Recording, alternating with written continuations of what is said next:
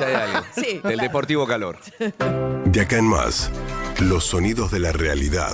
Son los audios de la mañana.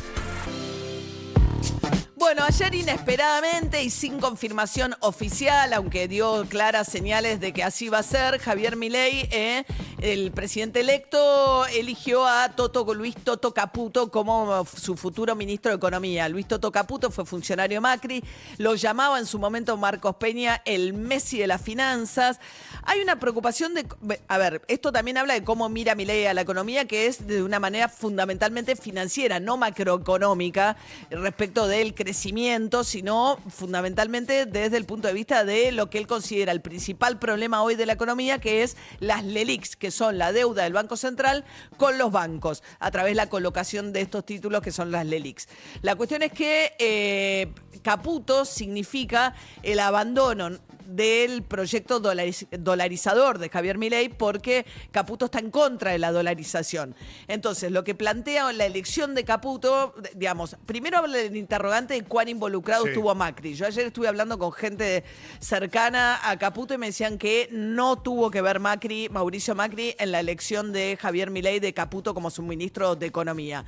Y esto tiene consecuencias, y la primera consecuencia fue que Emilio Campo, que era el número opuesto para ir al Banco Central, que era el autor del proyecto dolarizador principal de Javier Milei, quedó afuera del Banco Central. Era el que tenía como misión cerrar el Banco Central. Bueno, Caputo no abona esas ideas, con lo cual la elección de Caputo significa abandonar el proyecto dolarizador y de cierre del Banco Central, por lo menos ahora mismo. Ahora, ¿qué pensaba Milei antiguamente sobre Caputo y su gestión en el gobierno de Macri?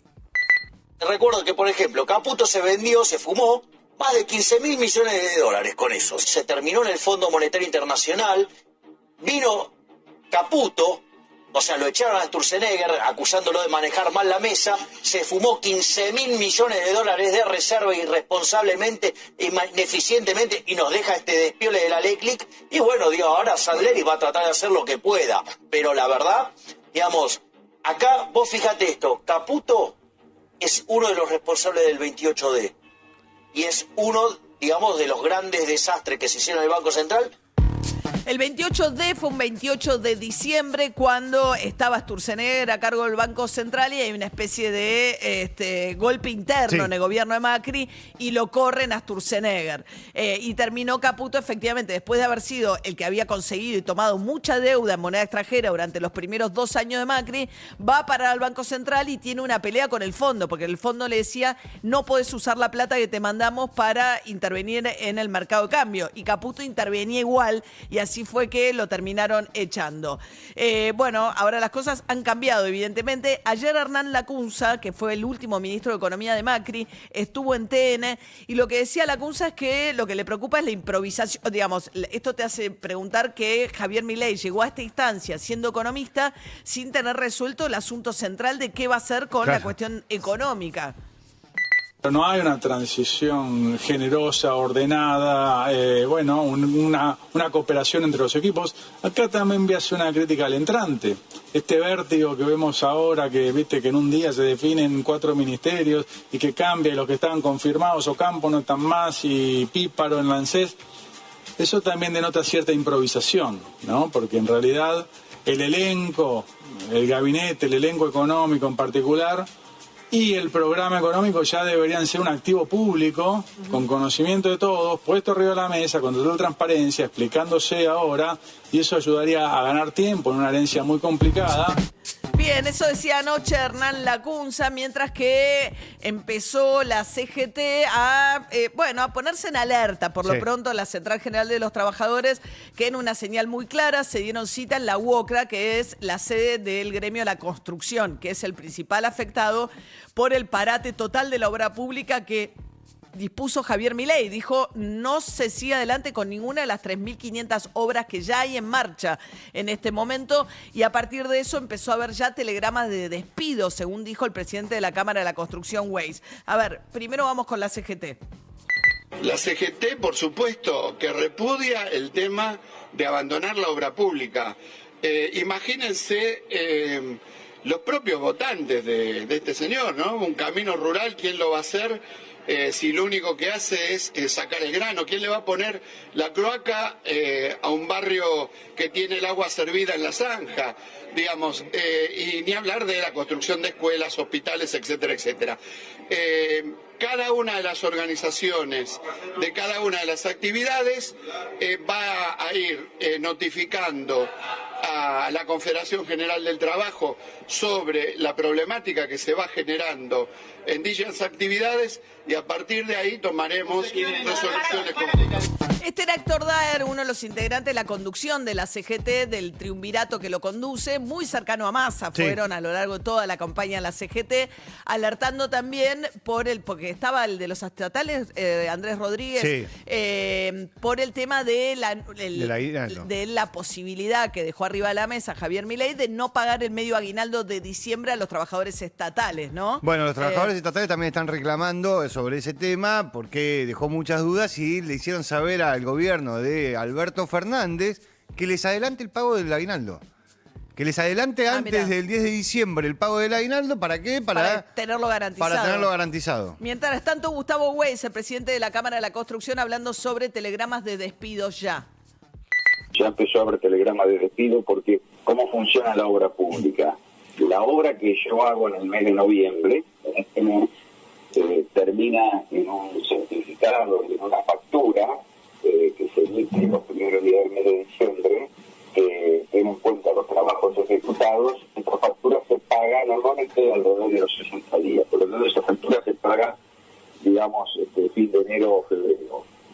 Ya esa factura no se va a pagar por los dichos de Javier Milei. No entiendo nada, hermano. Habla castellano. Mientras tanto, no solamente la CGT protestó por la decisión de dejar en suspenso toda obra pública que no encuentre financiamiento del sector privado, que después debiera, digamos, buscar cómo recuperar esa inversión vía peajes, si fuese caso de rutas, por ejemplo, que sean rentables, pues no todas las rutas son rentables. No. Fíjense, Maximiliano Puyaro, el gobernador electo de Santa Fe, que es radical, él viene planteando, por un lado, que ya tiene prevista la construcción de una cárcel para narcotraficantes y sicarios y aislar a narcos y sicarios del resto de la población carcelaria para evitar que las bandas sigan funcionando aun cuando tienen a sus integrantes encarcelados.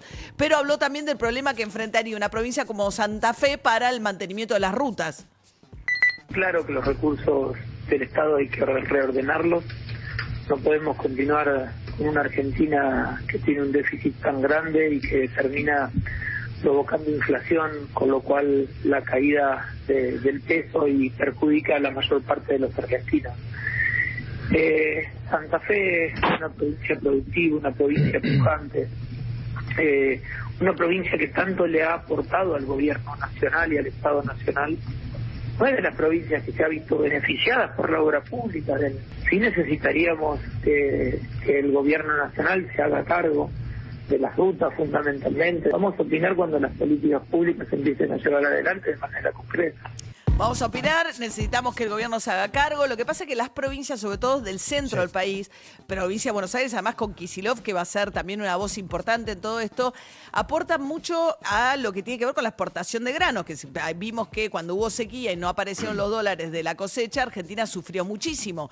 Las provincias donde mayormente se produce para el complejo agroindustrial no tienen, perciben muy poquito de lo que aportan a las arcas nacionales. En cambio, las provincias petroleras o mineras tienen regalías, o sea, todo lo que es riqueza de subsuelo le da mayor riqueza a las provincias que lo que tenés sobre... Las retenciones se las queda el Estado Nacional, que vendría a ser un impuesto sobre esa riqueza. Ahora, las regalías son de las provincias. Entonces es una situación muy injusta. Entonces, si vos no me vas a dar rutas y las provincias del centro aportan mucho vía retenciones, van a tener que ir a discutir la coparticipación porque ahora no pueden decir no va a ser lo que dijo que iba a ser. Claro, bien. Mientras tanto, Diego Valenzuela, el intendente de 3 de febrero, que es del PRO, ¿qué dijo sobre la suspensión de la obra pública? Sí complica un freno de golpe en la obra pública, pero también es entendible en términos del punto de vista de Milei, de que si uno sigue gastando más de lo que entra, sigue el endeudamiento y sigue la emisión y sigue la inflación, ¿no? Claro. Tengo un túnel acá en marcha y hay que ver qué pasa con lo que ya está en marcha, si esta definición es para lo nuevo o qué hacemos para lo que ya hay en marcha. Tengo un plan de viviendas, Procrear. Claro. Ese plan de viviendas, como hay gente que va a vivir en esos lugares y quizá puede pagar una cuota, en una de esas puede pasar al nuevo sistema de iniciativa privada. Yo no sé si un túnel, porque yo no puedo hacer pagar un peaje en un túnel para cruzar de un lado al otro de la vía. Bien, ahí está, todos estos interrogantes del sector del PRO dicen, sí, digamos, un poco la visión de que están las cuentas públicas muy destartaladas, que hay muchas cosas que acomodar y que efectivamente el riesgo mayor es un riesgo de hiperinflación. Ahora, ¿cómo prevenís el riesgo de hiperinflación? Mientras tanto, se llenaron algunos otros casilleros con Patricia Bullrich. No hubo anuncio de la oficina del presidente electo ayer, pero Patricia Bullrich volvería al Ministerio de Seguridad y asoma claramente un acuerdo político con Schiaretti, ¿no? Porque hay dos funcionarios que van a saltar del gabinete de Schiaretti al gabinete de Javier Milei. Uno como secretario de Transporte. Atenti con eso porque recordarán ustedes de los debates todas las quejas de Schiaretti porque el subsidio al transporte público está concentrado en el área metropolitana, el valor del boleto en la capital y alrededores. Y también al ANSES, Carolina Píparo, que había anunciado en redes sociales que se iba a encontrar con Fernanda Raberta para iniciar la transición, se quedó sin el cargo porque va el secretario de Finanzas de Schiaretti a conducir la ANSES. Mientras tanto, van quedando afuera algunos de los más cercanos a Javier Milei.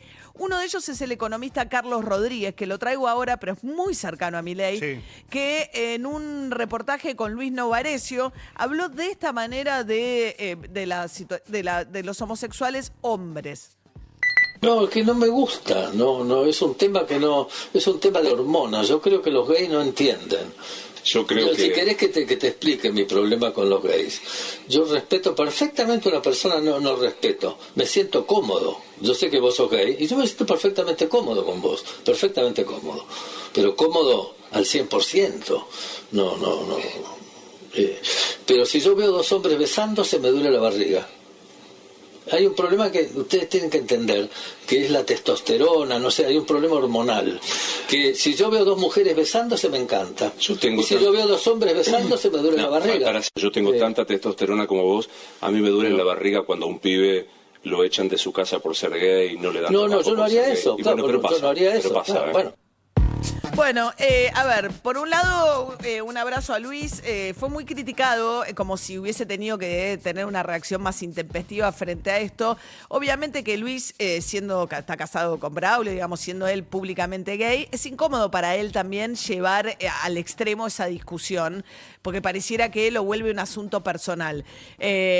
Bastante templanza me parece que tuvo con algo que es un horror, porque no es un problema... Es todavía peor que, digamos, discriminar es muy grave, pero lo que él dice, la testosterona, es la idea de que a los gays les falta suficiente hormona masculina. Con esa hipótesis, muchos chicos gays sufrieron durante mucho tiempo algo que está muy tapado, pero que ha ocurrido mucho, que son inyecciones de testosterona. La idea de que al gay se lo podía enderezar dándole la suficiente cantidad de hormona masculina, obviando, por supuesto, que la elección sexual no tiene nada que ver con la cantidad de hormona masculina en el cuerpo. Por eso Luis le dice, yo tengo la misma cantidad de testosterona. Es una cosa, digamos, biologicista espantosa, lo que esconde como idea respecto de que hay detrás de alguien que tiene preferencia por estar casado con una mujer o con un varón o lo que fuere. 7:15 de la mañana.